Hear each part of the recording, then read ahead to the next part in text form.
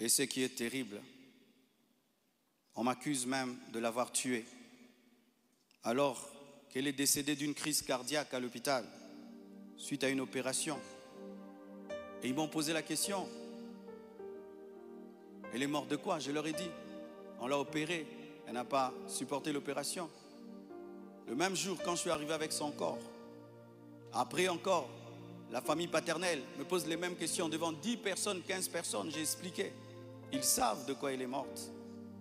Et aujourd'hui au Congo, si tu deviens grand, donc tu tues les gens.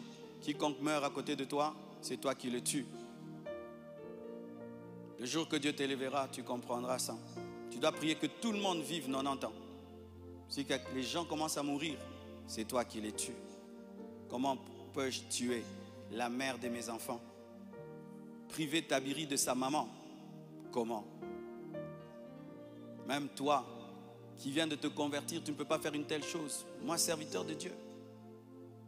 Elle est partie en Turquie samedi. Je l'ai suivie dimanche. On s'est rencontrés même avec papa à l'aéroport. Elle était déjà partie. Elle me disait de venir parce que pour son opération, il fallait que le mari signe. Et je suis arrivé, j'ai signé. Même pour une césarienne, on signe. Elle est partie, elle n'est jamais plus revenue. Et comment son corps est venu vite?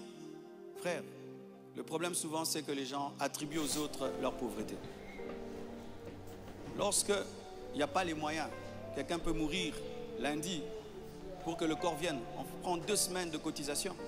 Mais quand Dieu t'a béni et tu as des relations, et même le médecin est touché par ce qui t'est arrivé, c'est ce médecin qui a tout fait. Je dis, je ne peux pas dormir dans votre pays. Je ne peux pas rester, je ne peux pas supporter. Je dois partir demain. Mes enfants ne peuvent pas rester en train de pleurer dans ce pays. Il a dit, qu'est-ce que tu veux que je fasse? J'ai dit, fais tout, que je rentre. Il a tout fait et on est venu.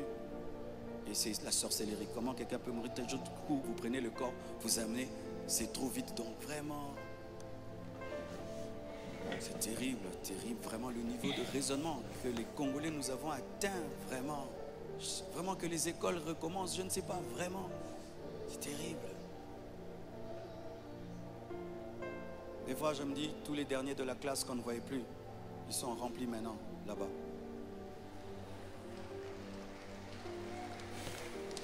Et vous savez, le dernier de la classe, le professeur donne un cours de 2 heures du temps, et puis il a 1 sur 10. Le premier de la classe, il comprend, tu l'as 10 sur 10. Tu te dis, comment tu ne comprenais pas? C'est ça, maintenant, on a des cerveaux des derniers de la classe en RDC. Dis à ton voisin, même ce que tu es en train de comprendre, ce que le pasteur dit. Il faut vérifier, hein. Peut-être tu es un dernier de la classe à côté de toi.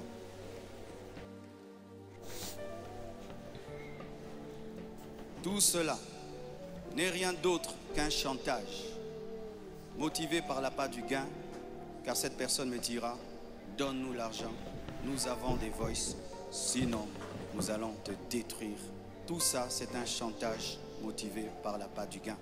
Pourtant, malgré tout, j'étais disposé, je suis disposé à donner 250 000 $ par respect pour Blanche et pour sa famille et pour la paix. Mais je ne peux pas accepter l'injustice d'une exigence démesurée de 800 000 $.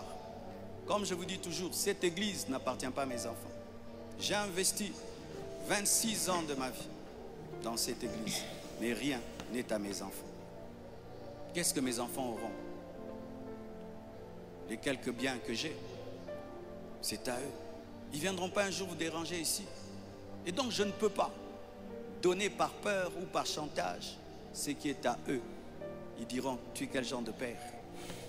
Et l'église, ce n'est pas nous. Et ce que tu as n'est pas à nous. Je ne le ferai pas. C'est pourquoi j'aimerais dire aux veuves et aux veufs, ne vous laissez pas dépouiller. Ne vous laissez pas dépouiller. Ne vous laissez pas dépouiller. Ce que je prêche, je le vis. Mon combat, c'est que je vis ma prédication, mon message. Mon combat, c'est le message de la sainteté qui dérange. Mon combat, c'est que une fois, j'ai vu l'esprit du léopard et il m'a dit, tu veux me combattre?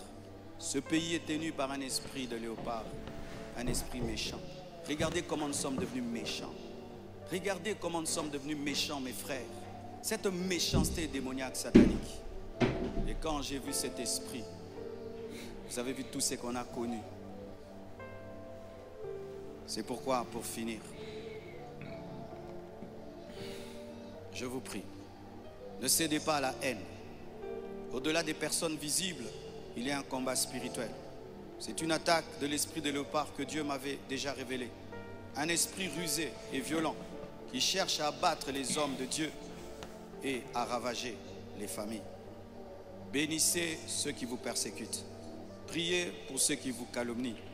Matthieu 5, verset 44. Ce n'est pas le moment de combattre dans la chair.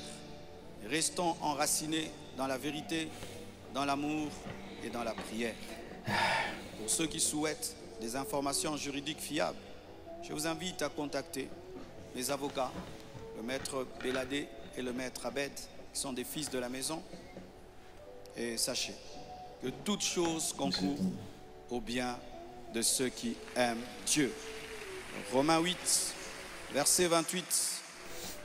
Et je rends grâce à Dieu pour toutes mes épreuves et tous mes combats. Je suis l'un des hommes de Dieu aujourd'hui les plus persécutés dans ma génération. Quand je regarde mes amis, mes pères, des fois je me dis, Satan vous a oublié ou quoi? Mais je rends grâce. Ça fait de nous une église 4 x 4. Les gens sont étonnés. Comment cette église n'est pas morte? D'ailleurs, ça grandit. On vous insulte, vous êtes